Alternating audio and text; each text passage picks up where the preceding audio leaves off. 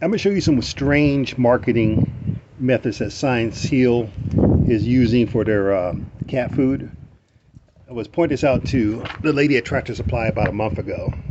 This bag is a 7-pound bag, as you can see right here. See, it says 7 pounds. The bag over to the right is also 7 pounds. But if you look at the packing material, the one on the left is obviously bigger.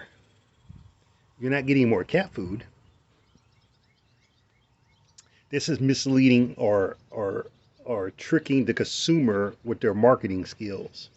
So again, 7 pounds, 7 pounds, same price, but the packing material looks different as far as the type of bag that they put the cat food in.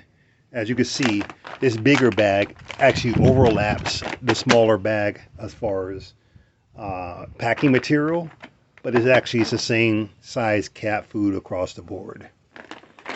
So I figured I should show you that. This was bought at Tractor Supply.